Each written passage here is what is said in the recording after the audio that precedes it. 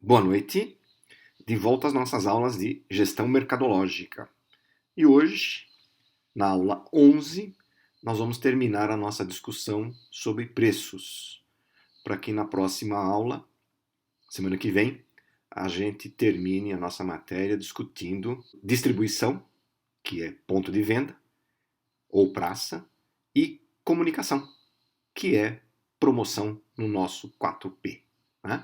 Assistam a aula direitinho. Ao final da aula, eu voltarei para explicar para vocês as duas últimas questões que faltam e a data de entrega, que são as tarefas da atividade de vocês, tá bom? Essas 10 questões que vocês vêm respondendo já tivemos 8 até a semana passada, teremos as duas últimas agora e vamos explicar como é que vai ser a avaliação desta atividade e a data de entrega, tá bom? Boa aula a todos! Vamos ver 6 maneiras de se abordar a questão de preços. Preço de markup, preço de retorno-alvo, preço de valor percebido, preço de valor, preço de mercado e, ao final, preço de licitação. Markup quer dizer marcar para cima, ou seja, acrescentar um valor ao custo do produto. Esse valor adicionado tem o propósito de gerar recursos para pagar os demais gastos, e normalmente é representado na forma de percentual. O comércio é que usa muito o critério de markup para a definição de preços. A fórmula para o markup é simples: custos fixos mais lucro dividido pelos custos variáveis. Por exemplo, uma empresa que tenha 800 de custos fixos tem uma pretensão de lucro de 200 e tenha 2.000 de custos variáveis, terá um markup de 50%. Detalhando um pouquinho mais, nós podemos fazer o seguinte: despesas administrativas, mais despesas comerciais, mais despesas financeiras, que é o custo fixo de uma empresa, mais o lucro. E os custos variáveis podemos chamar de custos de produção. Nesse exemplo, teremos os seguintes valores: 400, mais 300, mais 100, que é a abertura dos 800 que nós vimos anteriormente, mais os 200 de lucro, dividido pelos 2.000, ou seja, markup de 50%. Para o preço de retorno-alvo, nós vamos precisar detalhar muito mais os nossos cálculos. Neste cálculo, vamos determinar o preço que assegure uma estimativa de retorno sobre o investimento. Portanto, fazemos a conta de baixo para cima, ou seja, partimos do lucro para chegar ao faturamento. O critério é o seguinte: estima-se qual o lucro após o imposto de renda que traga o retorno esperado, acrescentamos o imposto de renda e, na sequência, as despesas financeiras, as despesas administrativas, as despesas comerciais, até chegarmos no lucro bruto. A partir daí, com uma estimativa de volume de vendas e tendo o custo unitário de produção, podemos chegar ao preço de venda. Vamos fazer um exemplo detalhado. Vamos partir de um pressuposto, então, que a empresa tenha feito um investimento de 15 milhões de reais e que ela queira ter uma taxa de retorno de 1% ao mês sobre o investimento feito. Então, se a alíquota do imposto de renda for 25%, a partir daí, vamos acrescentar as demais despesas.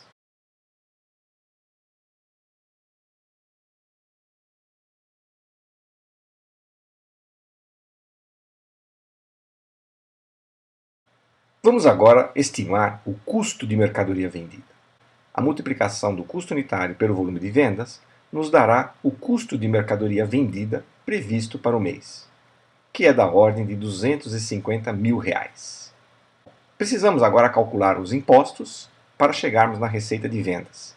575 mil dividido por 1 menos 0,23 teremos R$ 746.753,25, que é a receita de vendas, ou seja, preço mais os impostos.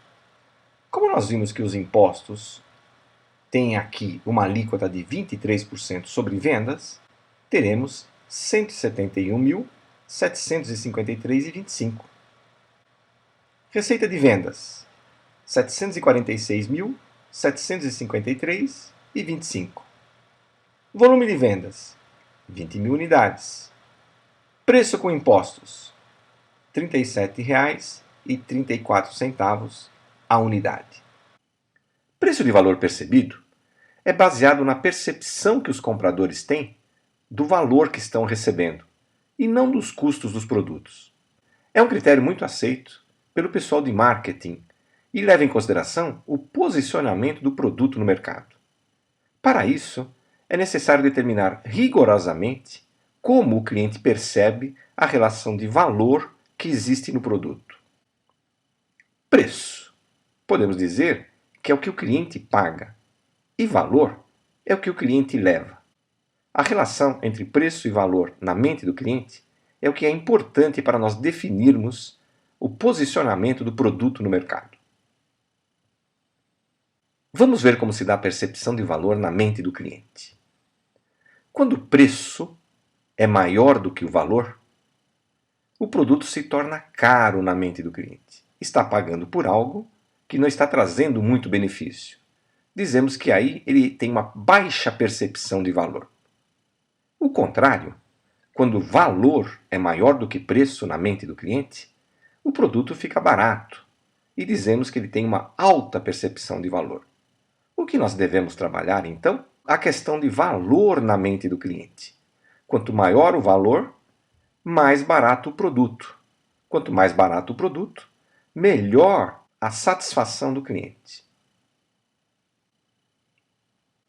O próximo critério, que é o preço de valor, a empresa fixa para baixo os preços para dar ao cliente uma percepção de alta qualidade. Em vez de dar descontos constantes, a empresa deve manter os preços baixos para atrair o consumidor e, assim, lhe dar uma sensação de que está oferecendo mais valor por menos preço. Na tabela que apresentamos, são esses os 3 focos que a empresa deve ter: alto valor, supervalor e valor bom. Desta maneira, na mente do cliente, os preços estarão sempre abaixo do valor recebido, ou seja, da qualidade percebida. No próximo critério, que é o chamado preço de mercado, os preços são baseados nos preços cobrados pelo concorrente. Neste momento, a empresa não se preocupa em calcular seus próprios custos e nem em estabelecer a demanda ou a questão de valor de produto, mas sim colocar um preço que seja parecido com os preços cobrados pelos concorrentes. É um critério muito utilizado quando os custos são de difícil mensuração, mas pode levar a empresa a cometer grandes erros. Vamos agora ver o último item de nossa política de preços, que é a seleção do preço. Preço geográfico. Embora os critérios anteriores discutidos possam nos indicar quais os preços mais adequados ao mercado, diferentes regiões podem pedir diferentes preços.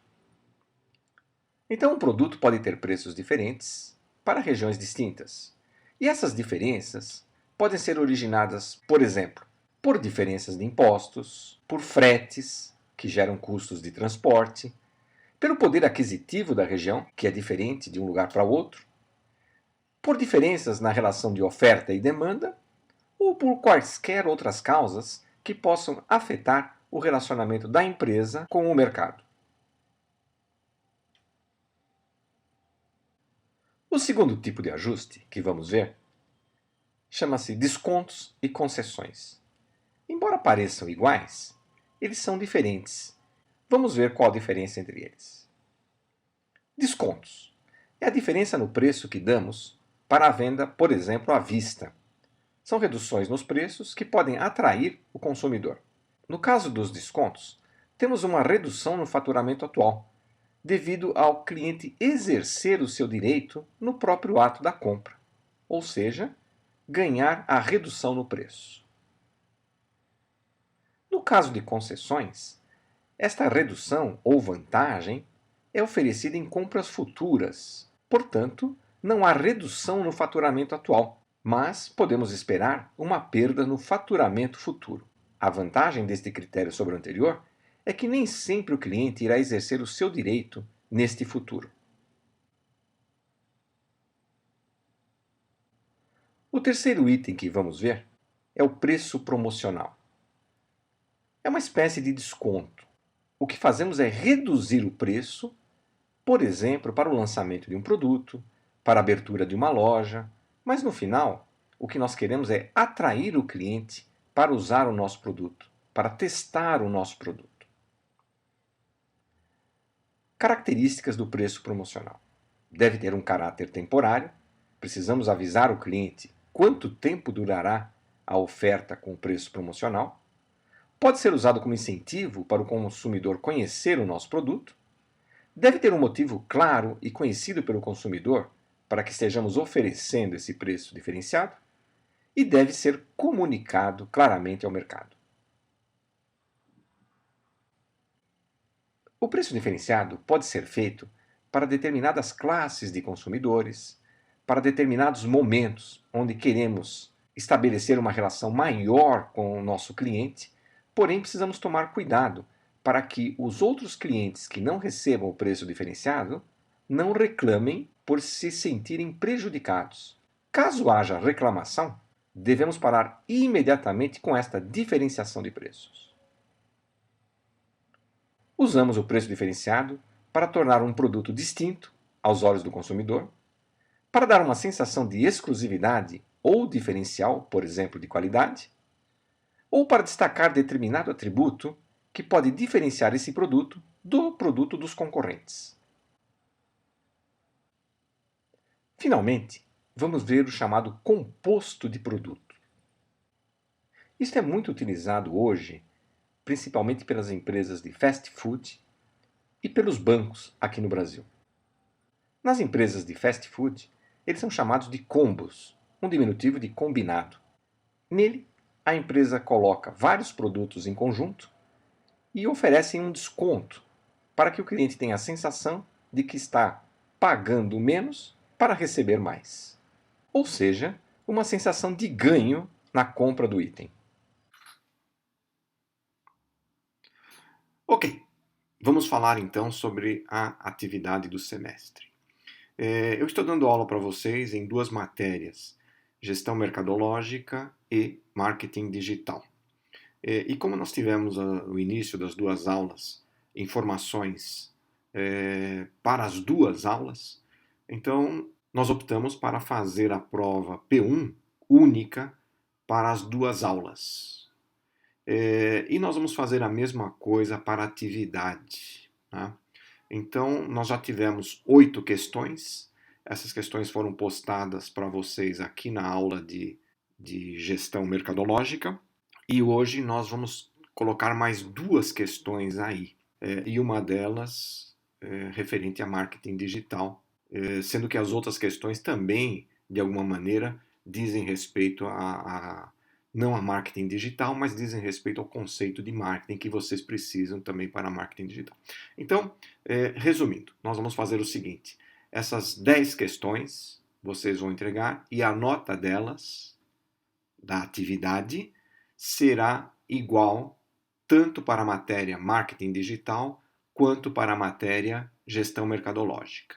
E eu espero que com isso eu ajude vocês e facilite enfim, o processo agora de notas, porque nós já vamos entrar nas provas, vocês terão provas de todas as matérias, então eu espero que com isso ajude e obviamente vocês têm que responder corretamente as questões e elas dizem respeito ao conhecimento de marketing em geral e a problemas que estamos tendo hoje de marketing, por exemplo, com relação a vacinas que a gente fez as questões aí e pediu a opinião de vocês. Portanto, o que vocês responderem aí poderá ter grande utilidade, não só para vocês compreenderem os aspectos mercadológicos, os conceitos, como também colocarem em prática o conhecimento de vocês, tá bom? Então vamos lá? Questão 9. É possível usar marketing digital para mudar a opinião das pessoas sobre as vacinas? Como?